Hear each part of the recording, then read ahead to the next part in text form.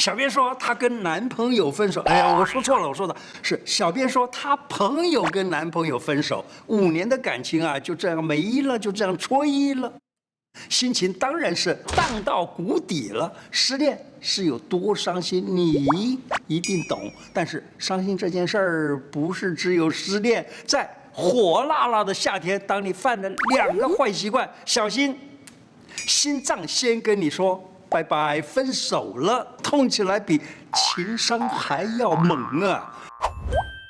胡乃文开讲了，我是你的老朋友胡医师。这一集要和你分享：一、天热灌冰水太伤心，口心肌梗塞；二、汗飙不停，心脏虚脱，3个食物护心；三、汗多疲劳心悸，喝一茶不心慌；四、中暑心脏不舒服一穴自救；五、按耳朵一触缓解流汗脚抽筋。习惯一，心脏最怕温差大，灌冰水要注意。天气热啊，你是不是就开启了冰品模式？芒果冰沙、香草冰淇淋、冰可乐，爽爽吃，爽爽喝，这才叫做 summer 啊！不过你知道吗？猛灌冰水可是会闹出人命的。我来说一个真实的例子。一个19岁的大学生，有一天他跟朋友啊在球场上激战，一声大汗后，咕噜咕噜咕噜咕噜，喝完了整杯的冰饮。刚喝完，呼吸变得不顺，他先在旁边坐着休息，直到旁边的人发现他脸色惨白，满身冷汗，马上就叫救护车，没想到还没送到医院，心跳就已经停了。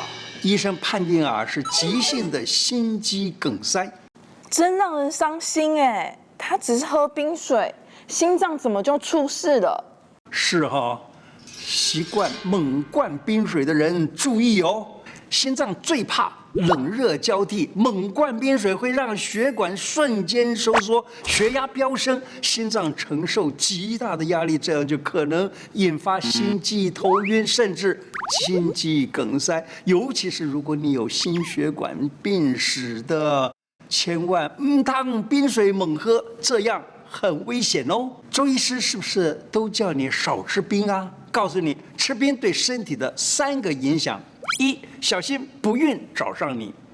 中医讲寒邪伤阳，听不懂对不对？就是身体的动力被压制了啦，血液循环变差，经常喝冰水可能还会让女生经血少、经痛。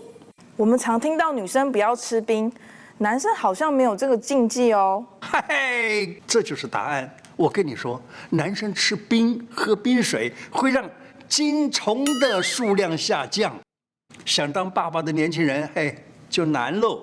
二、加速老化，40岁看起来像60岁。有研究说啊，让白老鼠每天吃冰淇淋2个半月之后，它们就变得那个毛啊都变稀了，变少了。行动也变慢了，人也是一样哦。脾胃受寒，吸收变差，气色暗沉，皮肤松垮，老的超有感的呢。你如果想变得更加成熟、更加操劳的话呢，就尽管吃，没关系啦。三、伤到肺部，《黄帝内经》里头说啊，形寒饮冷则伤肺，外头风一吹，你就拎叽叽。又大口喝冰水，就会伤到了肺。当你阳气不足，整个人就像穿得太少，风吹一下就感冒了。严重的话，肺变湿又变冷，开始咳嗽、流鼻水、喘到躺不下，真的是很惨哦。可是7到9月的时候，温度飙到38、39，都快40了，当然要喝冰的降温啊。冰啊，不是不能碰，重点是不要猛灌。真的想喝冰饮啊，先让饮料在嘴巴里面稍微的暖一点了，等到接近体温，再慢慢的吞下去，给你的肺一点点温柔，这样刺激才不会那么大哦。习惯2，暴汗快虚脱，吃2个食物补钾。流汗这件事做对了是排湿养生，做错了可是让心脏虚脱。为什么？因为钾对心脏是很重要的。其实钾呀、钙呀等等各种离子都重要，能帮助维持正常心跳和神经功能。一旦流失太多，心脏可是会抗议的哟。当你运动或慢跑时，出汗不但会带走水分，还会把钠呀、钾呀等等电解质一起传到等起来了哈。汗流太多要补充什么？运动后来喝一点含电解质的饮料，像是运动饮料，来补充水分、电解质，帮助减缓疲劳感。除了喝运动饮料，大量流汗还可以吃什么？香蕉、奇异果吃起来补钾又补能量。不止这样，你家巷口卖的绿豆汤也有丰富的钾，喝下去帮助你身体排水，减轻心血管的负担。还可以吃苦瓜。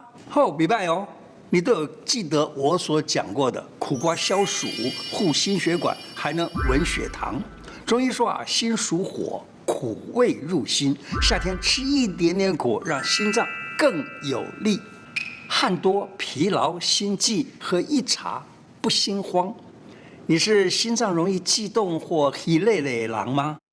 有一种茶，它能够补充心血，改善口干舌燥、心悸，它就是麦冬五味子茶。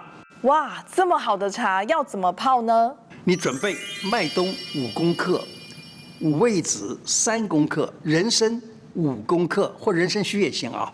把它们放到保温杯，冲入600cc 的热水，焖它个10分钟就可以喝了。这道茶呀，有麦冬和五味子滋补心阴、改善心脏的功能，增加体内的津液。你常常会口干舌燥，真是必备良方。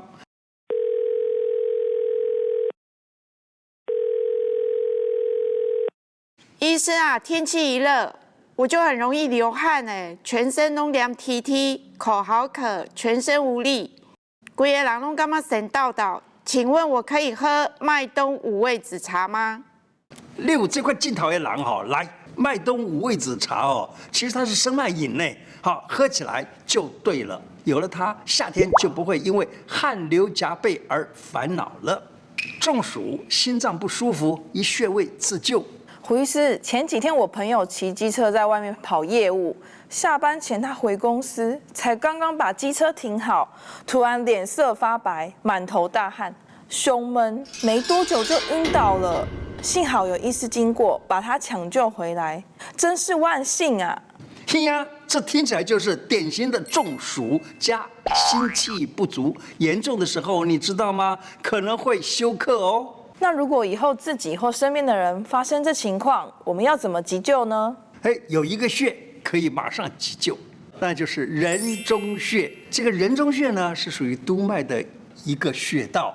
督脉是人体阳气总管呢，它是督整个身体的阳气的，影响全身气血的运行。当一个人中暑昏倒、休克，甚至于心脏不适、快要晕厥的时候，马上用指甲尖儿大力按压人中穴，让它产生痛感，这样就能够刺激大脑，让人快速的恢复意识了。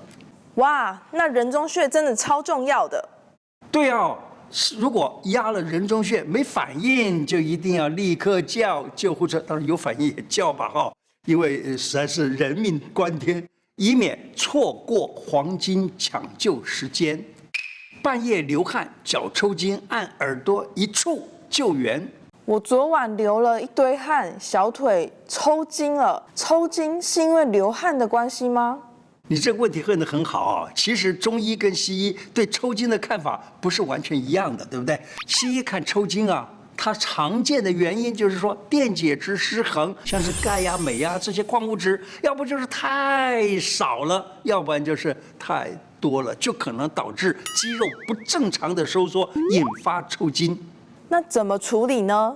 西医呢认为有一个腺体叫做副甲状腺，是在甲状腺后头有4个副甲状腺，那这个副甲状腺呢，在耳朵上面竟然有一个穴道，就是副甲状腺穴。它在哪里呢？在耳垂跟耳屏之间。我们讲这个叫做耳垂，这个地方呢叫做耳屏。